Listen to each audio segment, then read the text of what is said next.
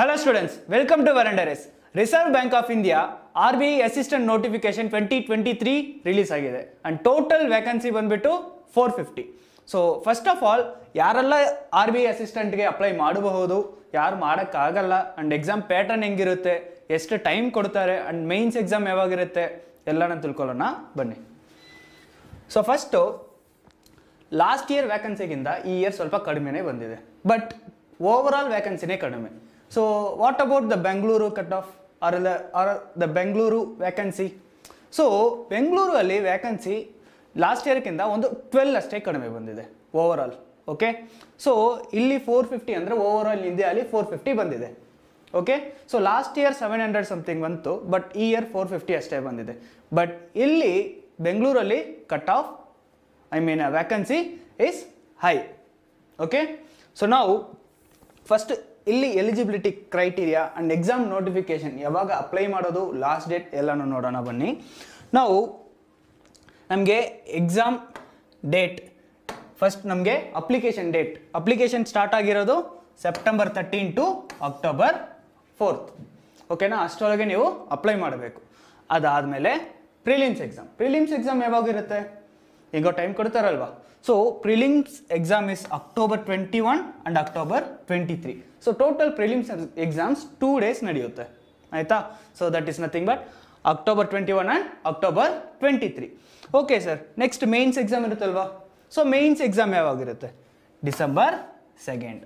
So ನೋಟಿಫಿಕೇಶನಲ್ಲೇ prelims date and mains date ಅವರೇ ಕೊಟ್ಟಿದ್ದಾರಲ್ವಾ. Okay, next we will move on to other sections.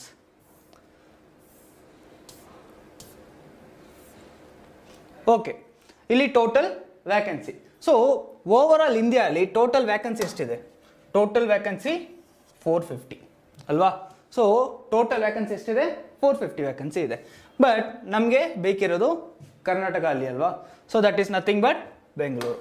So ಬೆಂಗಳೂರಲ್ಲಿ total 58 vacancy release ಮಾಡಿದ್ದಾರೆ. Okay, total 58 vacancy.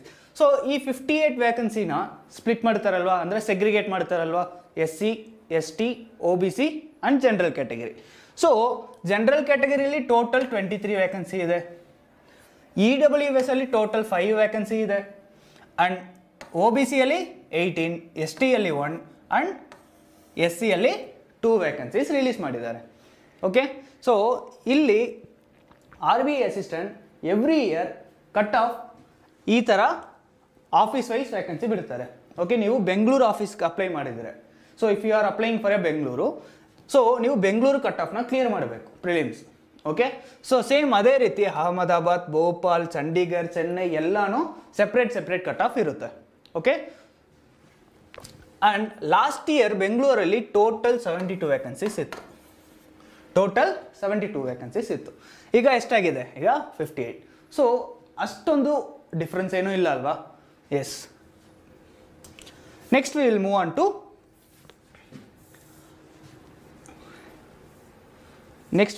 To eligibility criteria. Okay, now who are all eligible for this exam and what is the age relaxation?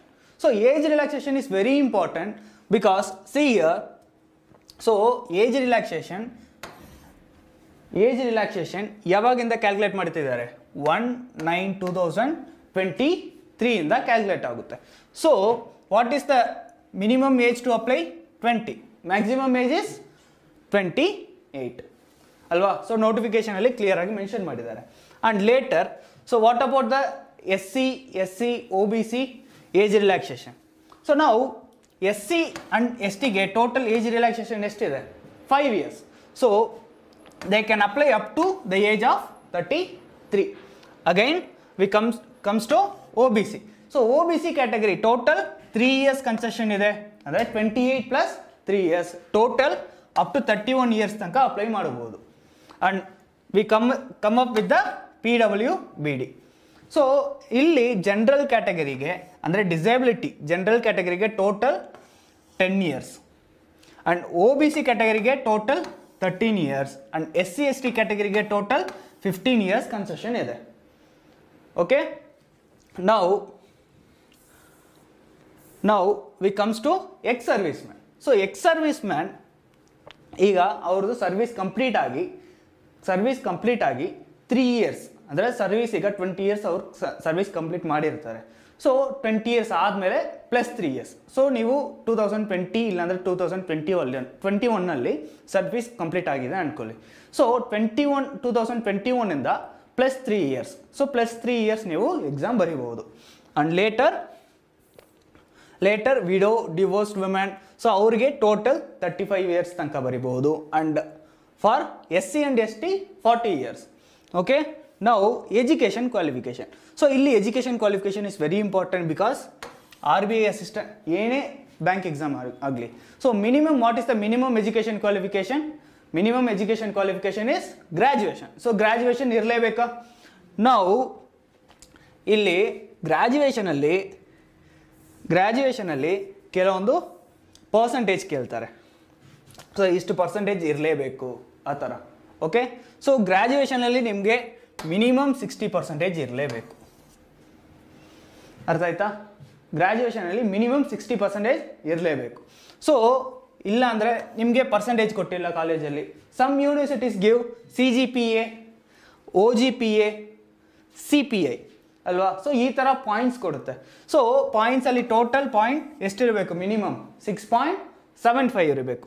So in case of OGPA total 6.25 and CPI total 5.75 ಇರಬೇಕು. ಆಯಿತಾ? Okay, and ನಾವು exam pattern. So this is the most important part of the notification. Now see what is the prelims. What is the prelims exam pattern? So prelims alli nimge English, numerical ability and reasoning ability. So 3 parts barutte and sectional timing no irutte. Okay na? So first English language ge total 30 question, 30 marks and 20 minutes. So total 30 questions, 30 marks, 20 minutes. So 20 minutes ಆದಮೇಲೆ next sectional open ಆಗ್ತಿರೋದು maths. That is nothing but numerical ability. And numerical ability is having total 35 questions, 35 marks and timing is 20 minutes.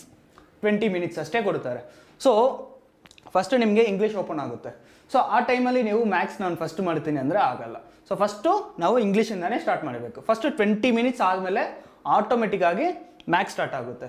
So ಇಲ್ಲಿ maths ಆದಮೇಲೆ next ಏನು start ಆಗುತ್ತೆ? Reasoning. So next total ರೀಸನಿಂಗಲ್ಲಿ same 35 questions, 35 marks, 20 minutes. And overall ನಮಗೆ 60 minutesಲ್ಲಿ 100 questions complete ಮಾಡಬೇಕಾಗುತ್ತೆ. And each question contains 1 marks and negative ತೊಗೊಂಡ್ರೆ 0.25 minus ಆಗುತ್ತೆ. ಓಕೆ, ನಾವು let's come to mains part. So mains ಯಾವ ಥರ ಇರುತ್ತೆ? ಆ್ಯಂಡ್ ಮೇನ್ಸ್ ಆಲ್ಸೋ ನಮಗೆ ಮಲ್ಟಿಪಲ್ ಚಾಯ್ಸ್ ಕ್ವಶನ್ಸೇ ಅಲ್ವಾ? ಸೊ ಡಿಸ್ಕ್ರಿಪ್ಟಿವ್ ಏನೂ ಇಲ್ಲ. So you can score. So ಇಲ್ಲಿ ಫಸ್ಟು ಓಪನ್ ಆಗ್ತಿರೋದು ರೀಸನಿಂಗ್ ಅಲ್ವಾ? So for 40 questions, 40 marks, total 30 minutes. So first 30 minutesಲ್ಲಿ 40 question ರೀಸನಿಂಗ್ ಅಟೆಂಡ್ ಮಾಡಬೇಕಾಗುತ್ತೆ. And English language. So second start ಆಗ್ತಿರೋದು English. Same again 40 questions, 40 marks, 30 minutes. ಅರ್ಥ ಆಯ್ತಾ? Same next ಏನು start ಆಗುತ್ತೆ? Third part is nothing but maths. So ಮ್ಯಾಥ್ಸಲ್ಲಿ total 40 questions, 40 marks, 30 minutes. ಅದಾದಮೇಲೆ ನಮಗೆ general awareness open ಆಗುತ್ತೆ. And this is the very easy and scoring part of banking exam. So general ಅವೇರ್ನೆಸ್ಸಲ್ಲಿ ಏನೇನು ಬರುತ್ತೆ ಅಲ್ವಾ? Because general awareness ಇಲ್ಲಿ reasoning ಮತ್ತು maths ಸ್ವಲ್ಪ ಡಿಫಿಕಲ್ಟ್ ಇರುತ್ತೆ compare to general awareness. So general ಅವೇರ್ನೆಸ್ಸಲ್ಲಿ ನಿಮಗೆ ಕರೆಂಟ್ ಅಫೇರ್ಸಿಂದ ಭಾಳ ಕ್ವಶನ್ಸ್ ಬರುತ್ತೆ. ಆ್ಯಂಡ್ ಕರೆಂಟ್ ಅಫೇರ್ಸ್ ಆದಮೇಲೆ banking awareness and economic part. So ಇಲ್ಲಿಂದಾನೇ ನೀವು ಆ್ಯಕ್ಚುಲ್ ಸ್ಕೋರಿಂಗ್ ಪಾರ್ಟ್ ನಿಮಗೆ general awareness. And general awareness again 40 questions, 40 marks, 25 minutes. So total 25 minutesಲ್ಲಿ 40 marks ಕಂಪ್ಲೀಟ್ ಮಾಡಬೇಕು. And later computer knowledge. And computer knowledge again 40 marks, 40 questions and 20 minutes. So total 200 question ನಿಮಗೆ 135 minutes ಕೊಟ್ಟಿದ್ದಾರೆ. So total 200 questionನ 135 minutesಲ್ಲಿ complete ಮಾಡಬೇಕಾಗುತ್ತೆ. And mains ಆದಮೇಲೆ ಏನಿರುತ್ತೆ? So local language. So this is the very important part because see language proficiency test ನೀವು ಈಗ ಬೆಂಗಳೂರಲ್ಲಿ ಅಪ್ಲೈ ಮಾಡ್ತಿದ್ದೀರಾ ಆ್ಯಂಡ್ ನಿಮಗೆ ಕನ್ನಡ ಗೊತ್ತಿಲ್ಲ ಅಂದರೆ ಡಿಸ್ಕ್ವಾಲಿಫಿಕೇಷನ್ ಆಗುತ್ತೆ. Okay, so language proficiency test ಈಸಿನೇ ಇರುತ್ತೆ, ಏನೆಲ್ಲ ಕರೀತಾರೆ and they will give some topics to talk about. ಸೊ ಅದ್ರ ಬಗ್ಗೆ ಮಾತಾಡಿ, ಇಲ್ಲಾಂದ್ರೆ ಅವ್ರು ಏನಾದರೂ ಕ್ವಶನ್ ಕೇಳ್ತಾರೆ, ನಾವು ವಾಪಸ್ ಕನ್ನಡದಲ್ಲಿ ಆನ್ಸರ್ನ ಕೊಡಬೇಕು. ಸೊ ನಿಮಗೆ ಈ ಥರ ಸ್ಮಾಲ್ ಕ್ವಶನ್ಸ್ ಇರುತ್ತೆ. ಓಕೆ, ಆ್ಯಂಡ್ ಇಲ್ಲಿ ಆ್ಯಕ್ಚುಲಿ ಸೊ ಯಾರೆಲ್ಲ ಮೇನ್ಸ್ ಎಕ್ಸಾಮ್ ಕ್ಲಿಯರ್ ಮಾಡಿದಿರೋ ಸೊ ಅವ್ರು ಅಷ್ಟೇ ಲ್ಯಾಂಗ್ವೇಜ್ ಪ್ರೊಫಿಷಿಯನ್ಸಿ ಟೆಸ್ಟ್ನ ಕರೀತಾರೆ. ಆ್ಯಂಡ್ ಇಲ್ಲಿ ನಿಮಗೆ ಲ್ಯಾಂಗ್ವೇಜ್ ಗೊತ್ತಿಲ್ಲ in case, so you cannot do anything. So ಅವರು ಲ್ಯಾಂಗ್ವೇಜ್ ಪ್ರೊಫಿಷಿಯನ್ಸಿ ಟೆಸ್ಟಲ್ಲಿ ಫೇಲ್ ಅಂತ ಕನ್ಸಿಡರ್ ಮಾಡಿ ಡಿಸ್ಕ್ವಾಲಿಫಿಕೇಷನ್ ಮಾಡ್ತಾರೆ.